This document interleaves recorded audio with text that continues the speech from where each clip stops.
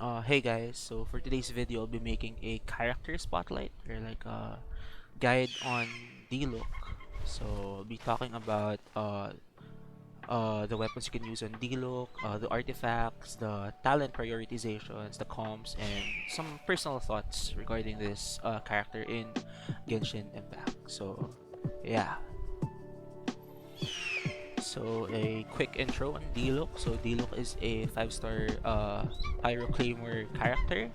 So you can get him from the gacha. So gacha either from the standard banner or from the event banner if you lose the 50-50.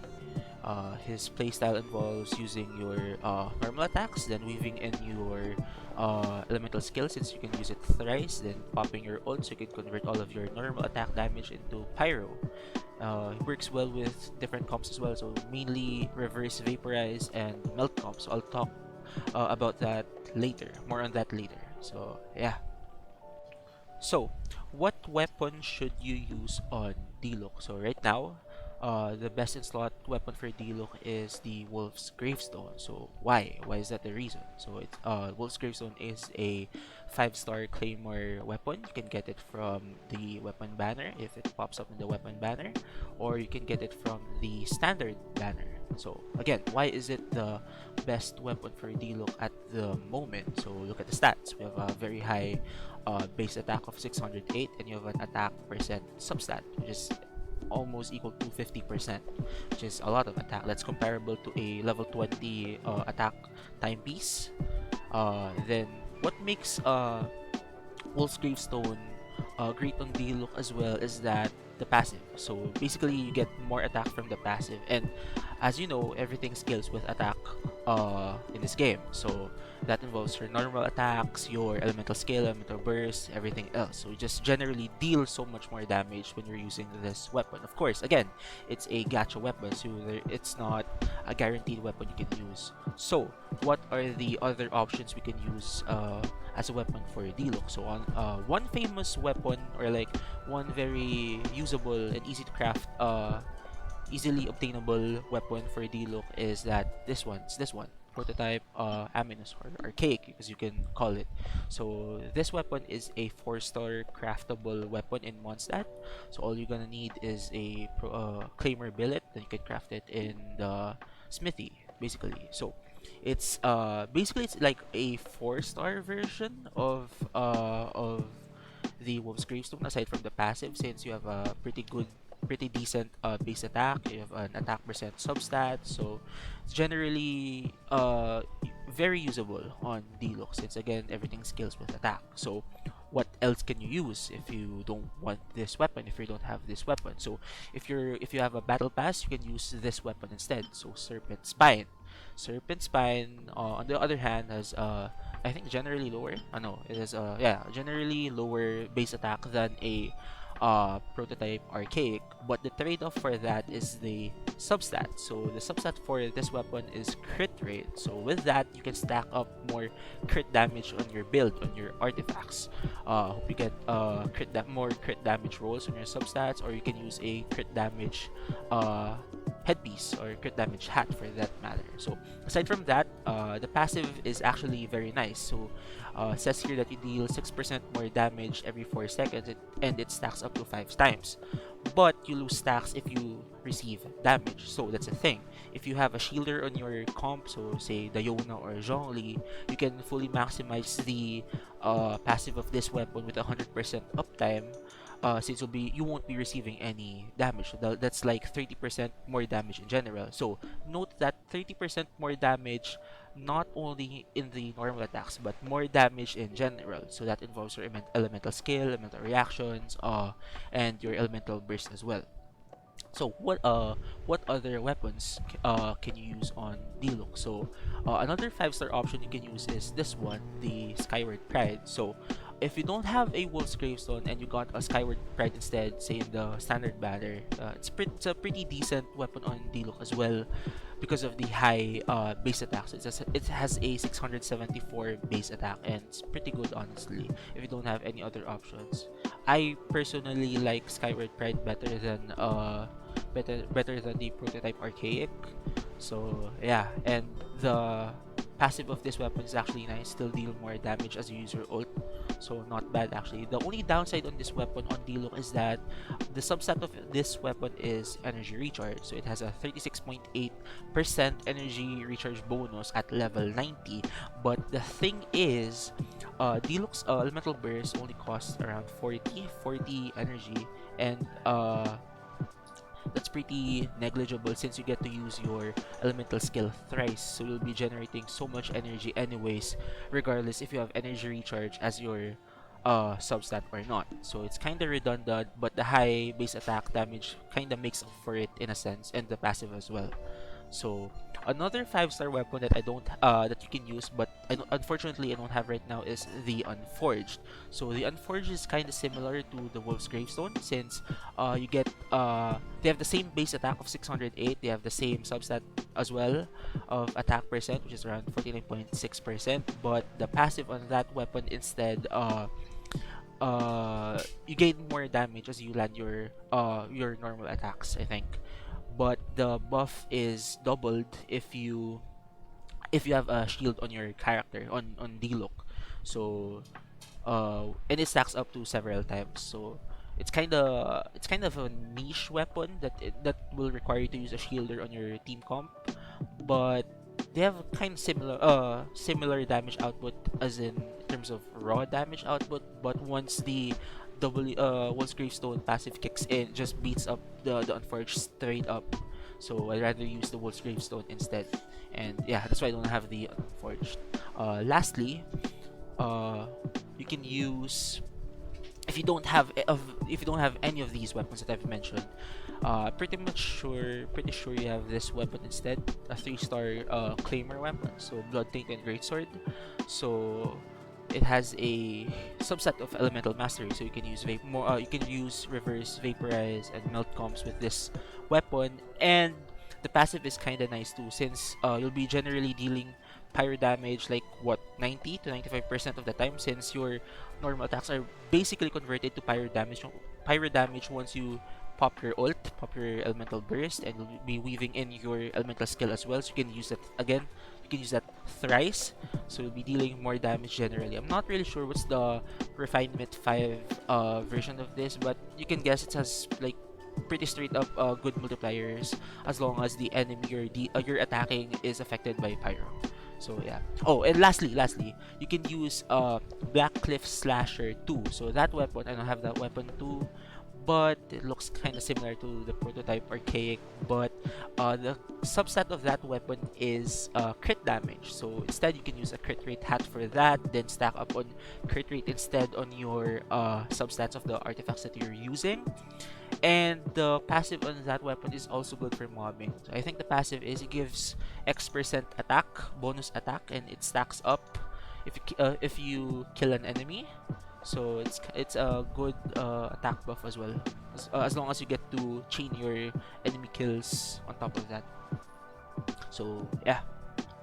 Alright, after the weapons, we'll be moving on to the artifacts. So what is the best in slot artifacts you can use on Diluc? So the best in slot right now is the 4-piece Crimson Witch of Flame. So 2-piece grants you bonus pyro damage. It's pretty standard, 15% bonus pyro damage. And the 4-piece set, it's as if it's actually built for Diluc. So it says here that increases overload and burning damage by 40%, increases vaporize and melt damage by 15%, and using elemental skill increases the 2-piece set bonus. That's a 15% pyro damage bonus of its starting value for 10%, max 3 stacks. So you can stack it thrice.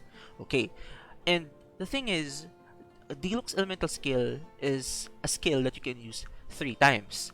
So you can stack up the passive with the ramping pyro damage bonus, as long as you get to use your elemental skill, which is very, very nice for Diluc. And aside from that, the 4-piece set also adds on a multiplier, like a straight up damage buff, if you're using a reverse vaporize or melt comp, which you'll be generally be using if you're playing Diluc. So that's the general case scenario for that matter. So aside from that, you can also use if you don't have any good rolls on the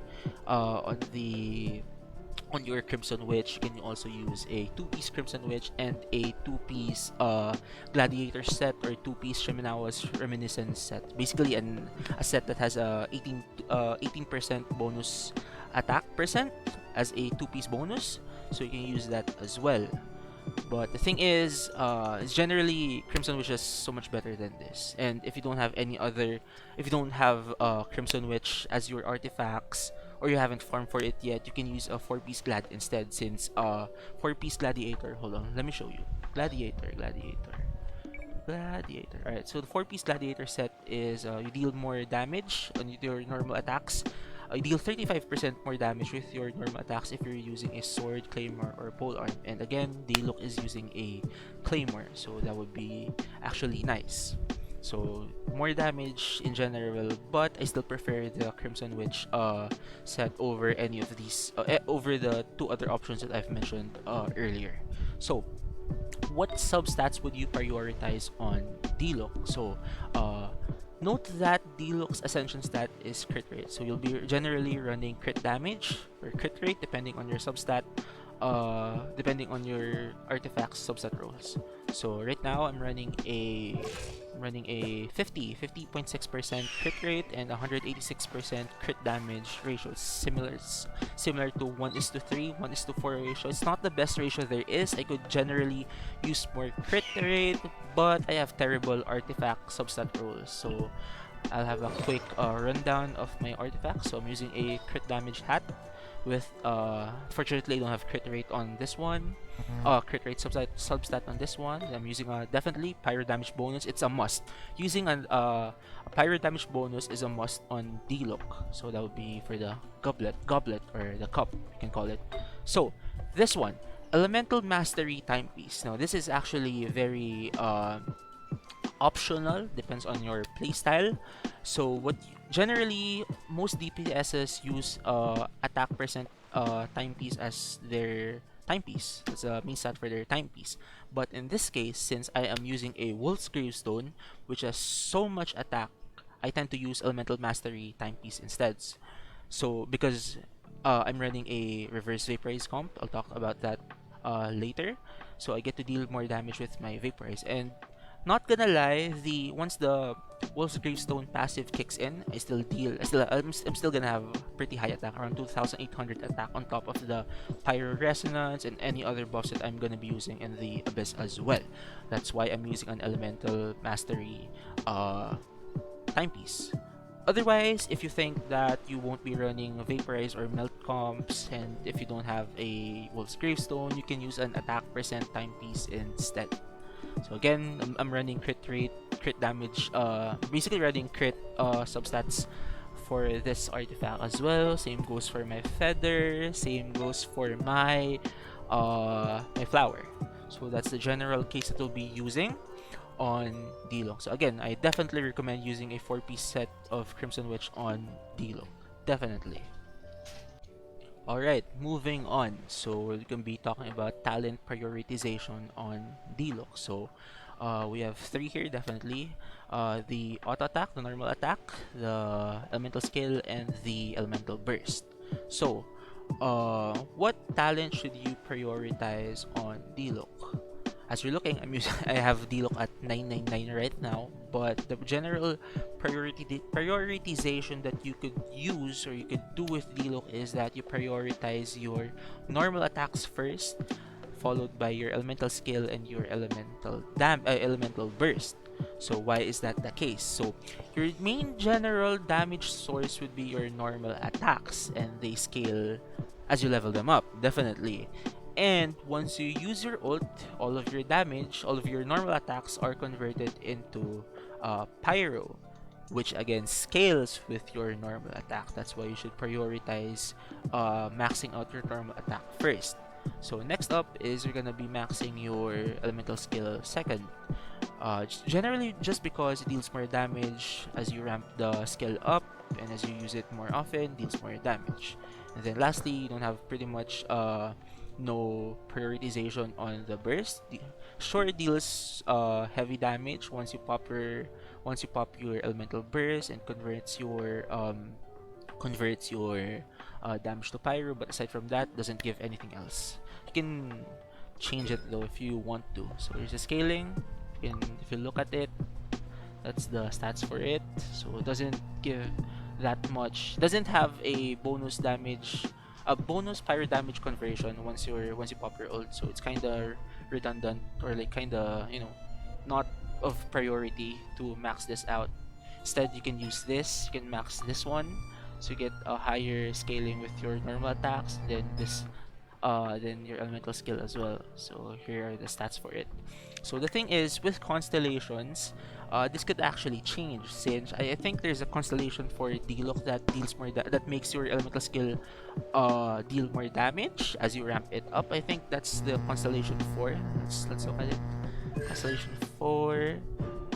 Yeah. Deals your next Searing Onslaught cast deals 40% more damage, additional damage than your previous cast if you chain and time it correctly. So this could actually change the prioritization of your talents on Diluc. So what you can do instead is normal attack, then burst, then skill. But if you really like dealing damage with Diluc's elemental skill, you can still max it second. So yeah. Okay, so now I'll be showing you how much damage can Diluc deal regarding the comp. So I'm running the Vaporize comp, reverse Vaporize comp that I've been talking about a while ago. So here we go.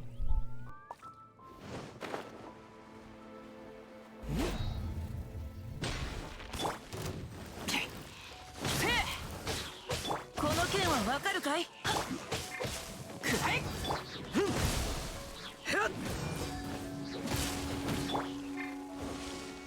みんなは俺が股間奥義！裁きを受けよ！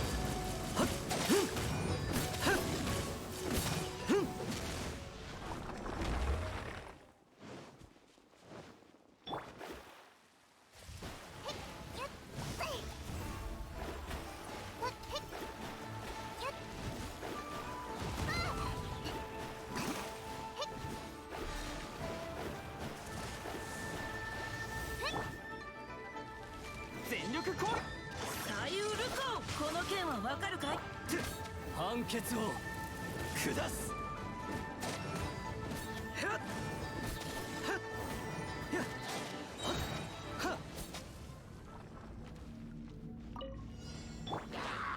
お？逃げようなんて思わないでよね。みんなは俺が歌よ錦となれ！火炎よ燃やし尽くせ！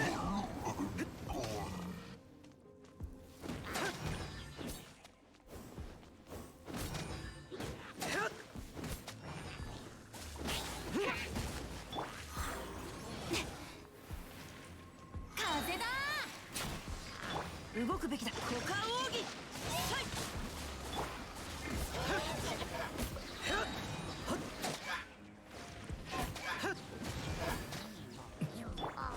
全力攻撃！おっ！逃げようなんて思わないでよね。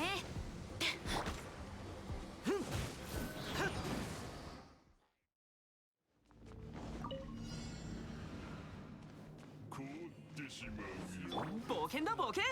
はっくらえ！この件はわかるかい？ふう左右ルコー！はっさい！裁きを受けよ！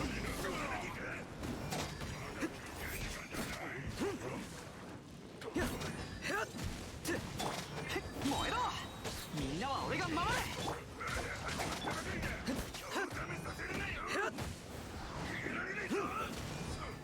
ここだよ。風だ！形は精神と共にあれ。この剣は分かる。燃えろ！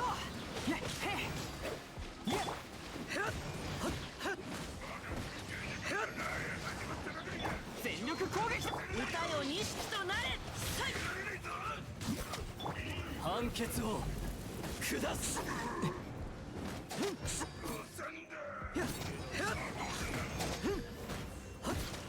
足元に気を。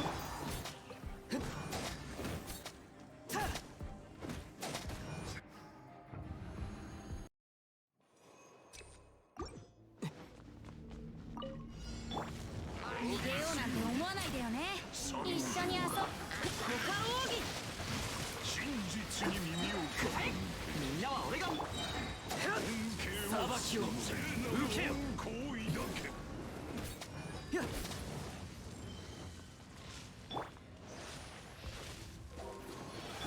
よし、出発だ。雨描きがたしタイウル。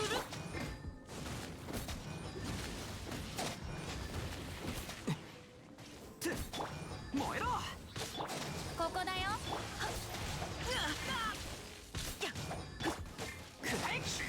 冒険燃えろ。みんながそばに。